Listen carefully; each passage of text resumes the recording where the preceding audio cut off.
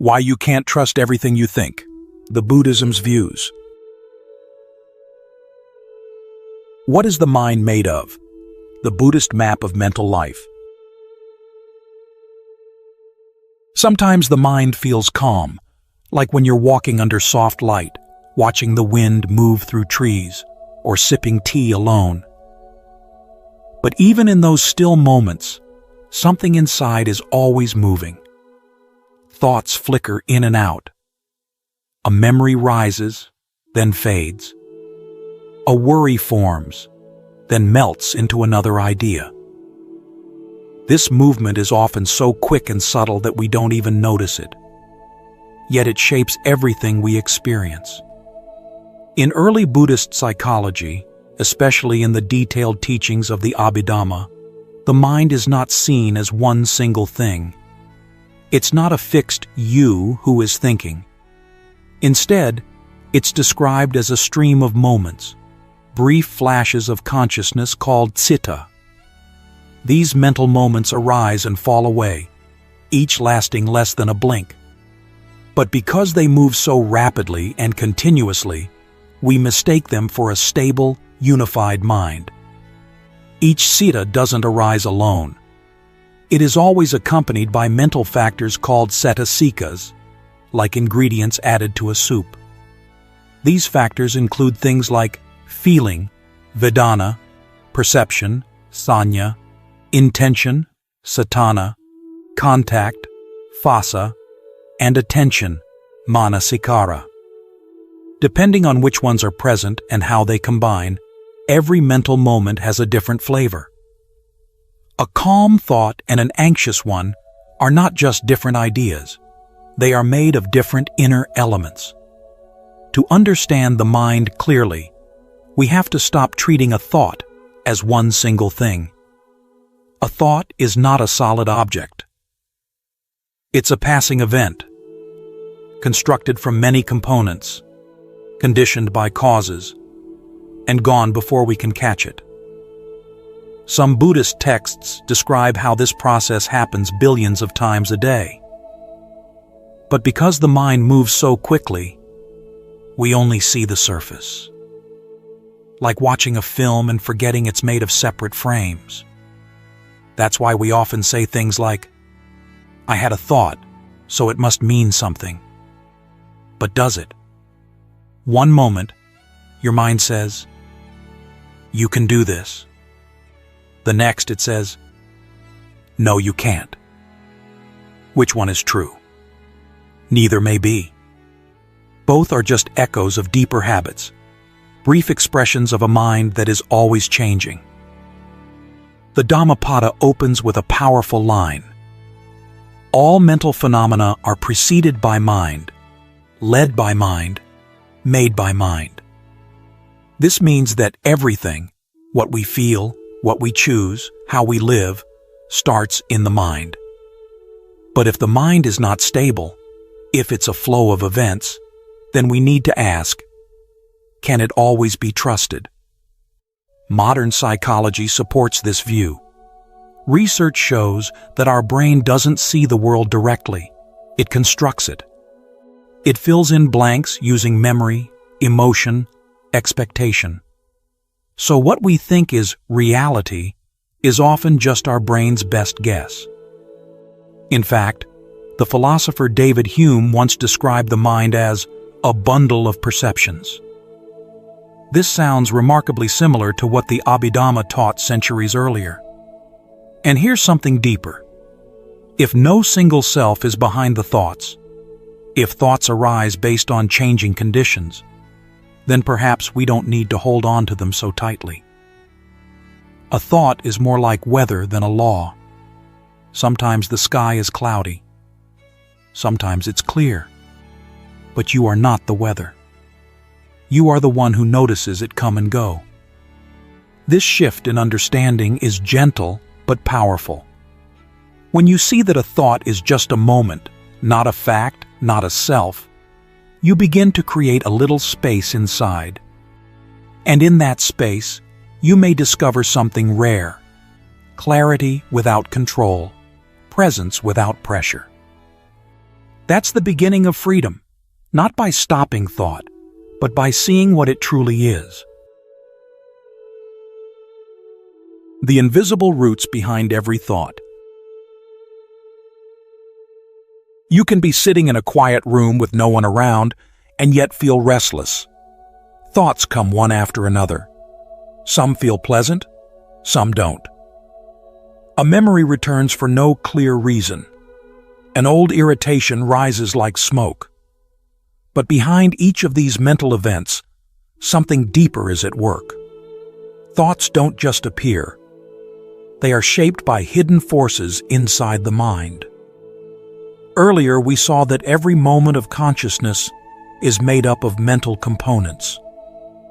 But here, the focus shifts.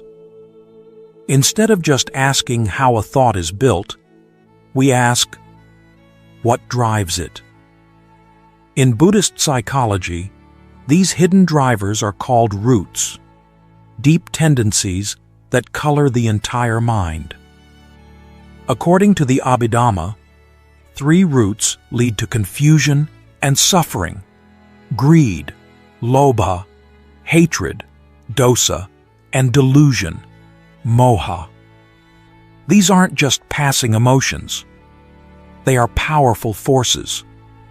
When they take root, they twist perception and feed distorted thinking. You might judge someone without reason, or cling to a thought just because it flatters your ego. On the other hand, wholesome thoughts are rooted in non-greed, alobha, non-hatred, adosa, and wisdom, panya. These qualities may not feel intense, but they bring stability and clarity. When wisdom is present, thought doesn't grasp or push. It simply reflects what is. Attention, manasikara, plays a key role in this process. Like a flashlight, it highlights certain parts of our experience, but often it's guided by habit. If you've trained your mind to focus on fear, it finds fear. If you've trained it to notice beauty or kindness, it finds that too. Neuroscience calls this neuroplasticity. The brain reshapes itself according to repeated focus. If you continually dwell on anger, those pathways grow stronger. But if you nurture awareness or compassion, the brain gradually rewires. This isn't just spiritual, it's biological. There's a Taoist teaching: watch your thoughts. They become patterns. Patterns become your way of being. It points to the same truth. The roots behind your thoughts shape your life, often without your awareness. So rather than constantly analyzing what a thought says, try asking, what is this thought growing from? Is it born from fear, clinging, or clarity? A harsh thought and a kind one may sound similar, but the soil they grow from makes all the difference.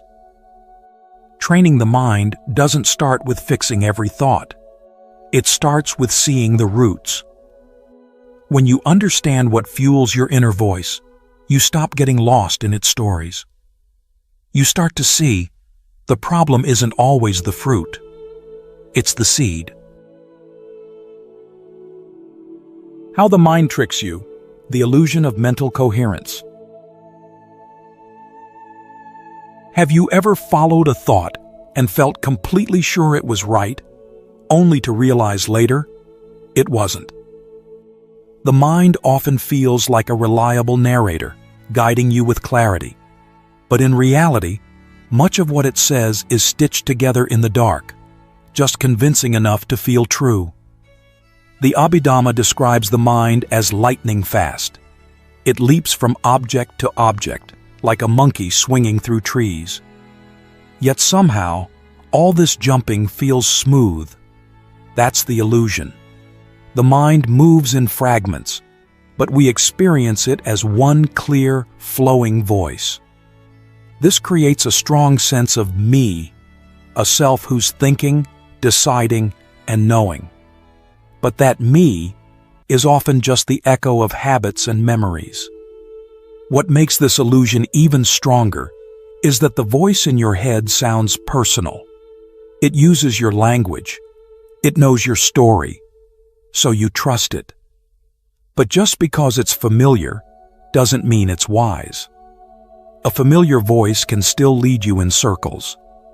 Most thoughts don't arise from the present moment. They come from memory, projection, fear, and desire. And memory itself isn't fixed. Every time we recall something, we slightly reshape it. The brain edits the story, even as we think we're telling the truth. Buddhist psychology teaches that these quick mental events are conditioned, not by some solid self, but by previous moments, emotional habits, and deep-rooted tendencies. When these moments pass quickly, we mistake them for a single mind. But really, it's like waving a sparkler in the dark. You see a circle, though there's only movement. Modern psychology mirrors this. What it calls cognitive distortions, like black or white thinking or catastrophizing, are often just familiar mental shortcuts. Inside the thought, it feels logical.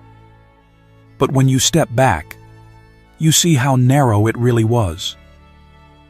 The Abhidhamma calls this delusion moha, a mental fog. When thoughts arise under its influence, they cling to false certainty. They claim to be the truth when they're just shadows. Zen has a helpful image here. Thoughts are like clouds. They drift through the sky, light or heavy, fast or slow. But the sky itself doesn't hold them. It remains untouched. The sky is your awareness. The thoughts are just weather. Some thoughts feel true simply because they match old patterns. But coherence isn't truth. A story can make perfect internal sense and still be wrong. The mind prefers the familiar, not because it's correct, but because it's comfortable. That's why the Buddha didn't teach us to argue with every thought. He taught us to observe, to pause, to see how thoughts rise, stay a while, and vanish, often without our control. This doesn't mean the mind is bad. It just means it needs training. Like a wild animal, it learns through patience. Thoughts are not commands. They're suggestions, some helpful, some not. So next time a thought feels powerful or urgent, pause. Ask, is this thought coming from clarity or habit? Is it leading to peace or just looping around again? Because many thoughts sound true until you look at them in the light. How to relate to your thoughts. Training, not controlling. You don't have to silence the mind. That was never the point. The Buddha didn't teach us to fight our thoughts, but to understand them. Struggling with thoughts gives them more weight. Ignoring them creates confusion, but observing them with wisdom transforms everything. The mind moves like a river. It flows whether you like it or not. But you can learn to read its currents. You can notice where it speeds up, where it drags you, where it's calm. You can't stop the stream, but you can learn how to walk alongside it. This is where mindfulness, sati, comes in. It's not just watching the breath. It's the ability to remember the present moment when the mind wants to run. When a thought appears, instead of becoming it, you name it. This is a thought. You don't push it away. You don't hold on to it. You simply know it's there. But mindfulness needs a companion. Sampajanya, clear comprehension. It answers the deeper question, what is this thought doing? Is it useful? Is it pulling you toward clarity or craving? Even more powerful is yoniso manasikara, wise attention. Most people react to whatever arises. But wise attention pauses. It asks, is this helpful? Is it rooted in truth? Will it lead to peace or more struggle? This kind of attention doesn't make thoughts vanish. It changes your relationship with them. You stop being the follower. You become the one who sees. A wise person still hears the inner voice, but doesn't treat it like a command. This is the purpose of mental training. Not to escape thoughts, but to see through them. In the Abhidhamma, the goal isn't silence. It's paññā, wisdom. A wise mind still thinks, but it's no longer fooled. Modern therapy reflects this. In mindfulness-based cognitive therapy, the aim isn't to fix thoughts, but to hold them differently. You learn to see thoughts not as facts, but as events, like sounds passing through the open field of awareness. Taoism offers a mirror. Let the muddy water settle, and clarity will come. You don't stir. You wait. You observe. When the mind isn't agitated, understanding arises naturally. Not forced, just revealed. Want to try? Sit. Breathe. When a thought comes, gently name it. Thinking. Don't judge, just return. Not to stop the mind, but to see clearly. Over time, this seeing becomes a habit. The mind still moves, but it loses its grip. You hear the voice, but you don't obey it. You don't react, you understand. The Buddha said, "There is no fire like passion, no snare like delusion, no flood like craving. These don't disappear in silence. They fade through awareness. They weaken when we stop feeding them." In the end, training the mind is not about control. It's about intimacy. You get to know the patterns, the voices, the triggers. And in that knowing, a gentle distance appears. Not coldness, but clarity. And that's when peace enters. Not because the thoughts are gone, but because you're no longer lost in them.